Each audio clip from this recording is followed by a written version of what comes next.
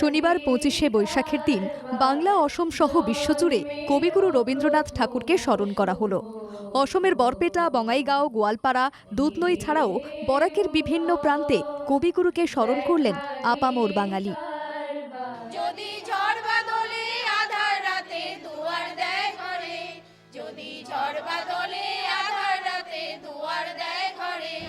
সম্মিলিত সাংস্কৃতিক মঞ্চ তথা বিভিন্ন সংগঠনের উদ্যোগে সকালে বের করা হয় প্রভাত ফেরি। কবিতা আবৃত্তি, নাচ গানে রবীন্দ্রময় হয়ে ওঠে গোটা পরিবেশ। এই ছবি বরপেটা রোডে বিশ্বকবির ১৬৬তম জন্মদিবস উদযাপন। রবীন্দ্রকুঞ্জের কবির প্রতিকৃতিতে মালা পরিয়ে তাকে স্মরণ করলেন বরপেটাবাসী। অনুষ্ঠানে অংশগ্রহণ করেন বিজেপি বিধায়ক তথা প্রাক্তন ক্যাবিনেট মন্ত্রী ৰঞ্জিত কুমাৰ দাস। মই আজি বিশ্বকবি রবীন্দ্রনাথ ঠাকুরের যে বরপেটা রোডর বুকুত যে প্রতিষ্ঠিত রবীন্দ্রনাথ ঠাকুরের প্রতিমূর্তি তাতে আজি শ্রদ্ধাঞ্জলি জনাই তেখেতলৈ মই হৃদয়ৰ পৰা শ্ৰদ্ধাঞ্জলি জনাইছোঁ। আৰু লগতে মই ৰাইজক আহ্বান জনাইছোঁ যে আমি শ্ৰদ্ধাঞ্জলিৰ লগতে যাতে তেখেতৰ যি মানৱতাৰ যি বাণী, তেওঁৰ যি একতাৰ যি বাণী, সেই একতাৰ মানৱতাৰ বাণীসমূহ যাতে আগন্তুক দিনত নিজৰ মনতো যাতে হৃদয়তো যাতে আমি যাতে প্ৰতিফলন যাতে ঘটাব পাৰোঁ তাৰ কাৰণে সকলোকে আহ্বান জনাইছোঁ। এই ছবি বঙাইগাঁওয়ের। রবীন্দ্র চেতনা মঞ্চের উদ্যোগে বঙাইগাঁও রেলওয়ে উচ্চ মাধ্যমিক স্কুলে দুদিনের কার্যসূচিতে কবিকে স্মরণ করা হয়। কলকাতা থেকে শিল্পীরা এসে অনুষ্ঠানে অংশগ্রহণ করেন।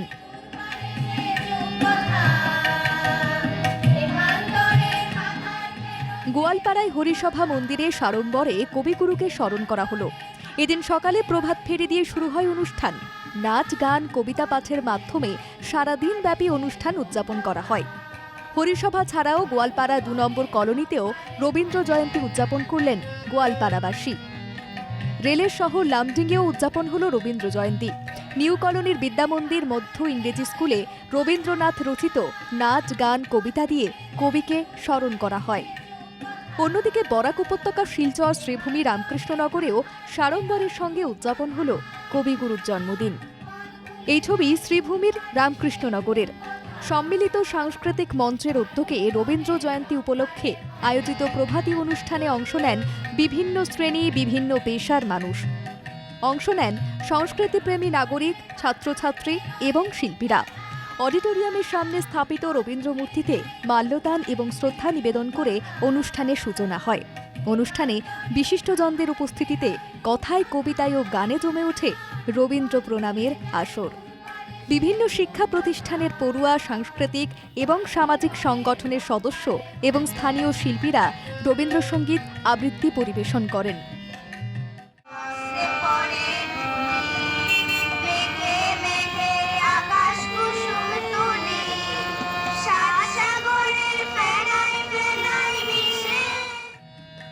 এই ছবি শিলচরের।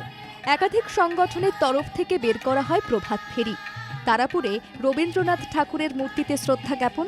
অনুষ্ঠানে ৮ থেকে ৮০ সকলের উপস্থিতিতে রবীন্দ্রময় হয়ে ওঠে গোটা পরিবেশ। সেই সংস্কৃতিকে তিনি তার ভাবনায়, তার লেখনীতে লালন করে গেছেন এবং সভ্যতার সংকটে তিনি আমাদের সতর্ক করে দিয়েছিলেন যে এই দেশের আমরা বিভিন্ন জাতি ধর্মের যারা বাসিন্দা, আমরা যদি এই রাষ্ট্রীয় কাঠামোতে সতর্ক না থেকে আমরা যদি এগোতে না পারি তাহলে ভবিষ্যতে নানাবিধ সমস্যায় আমরা বিপর্যস্ত হব। তিনি এমনকি বিজ্ঞানসম্মত সমাজ একটা প্রতিষ্ঠার পক্ষে ছিলেন এবং তিনি বিজ্ঞানের জন্য জড়িত তিনি সাহিত্যে, কবি, নাট্যকার বহুত কিছু করেছেন।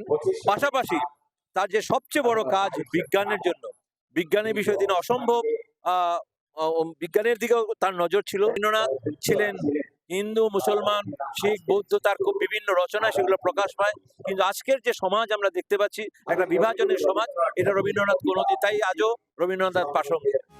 শ্রীভূমি শহরেও প্রতিবারের মতো এবছরও কবিগুরু রবীন্দ্রনাথ ঠাকুরের জন্মজয়ন্তী ঘটা করে পালিত হয়। শম্ভুসাগর পার্কে রবি ঠাকুরের মূর্তিতে মাল্যদান করেন শহরের বিভিন্ন সামাজিক সাংস্কৃতিক সংগঠনের কর্মকর্তারা।